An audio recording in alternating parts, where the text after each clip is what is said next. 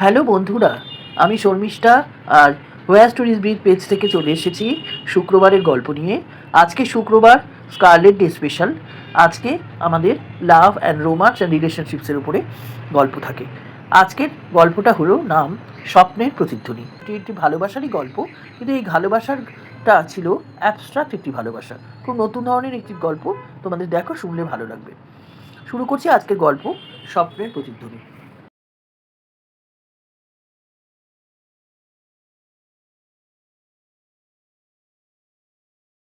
সব স্বপ্নের শেষটা করতালিতে হয় না, কিছু স্বপ্ন শেষ হয় নীরবতায়।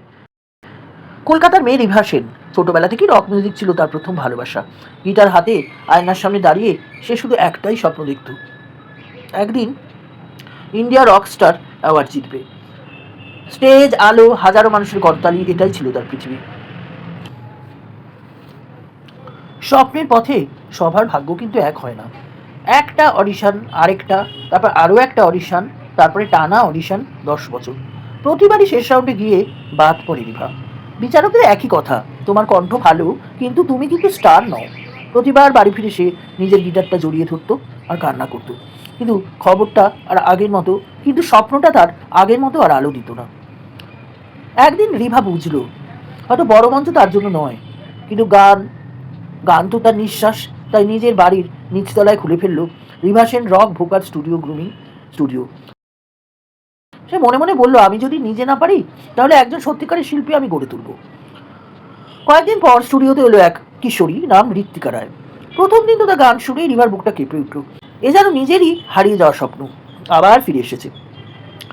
তারপর শুরু হলো রেওয়াজ, ভোরের রেয়াজ, রাতের রেয়াজ, সারা রাত জেগে নতুন গান লেখা, নতুন সুর তৈরি করা ইন্ডিয়া রক সং অ্যাওয়ার্ডের জন্য। একটার পর একটা কম্পোজিশন। রিভা শুধু গান শেখাননি, তিনি শিখিয়েছিলেন সকলকে ভালোবাসতে, মঞ্চকে ভালোবাসতে, নিজেকে বিশ্বাস করতে, হার না মানতে। কয়েক বছরের মধ্যেই ঋত্বিকা হয়ে উঠল দেশের অন্যতম সেরা তরুণ রক ভয়েস। অবশেষে এলো সেই দিন, সারা দেশ টিভির সামনে।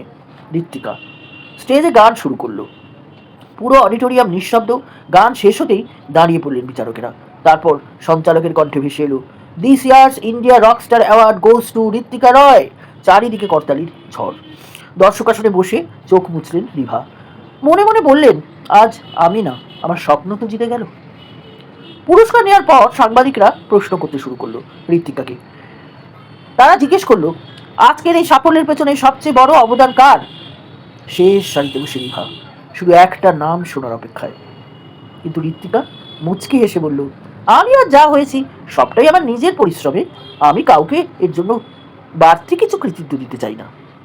3 সেকেন্ডের নীরবতা, 1 মুহূর্ত, 2 মুহূর্ত, কিন্তু একবারও উচ্চারিত হলো না ঋত্বিকার কণ্ঠে রিভা সেনের নামটি।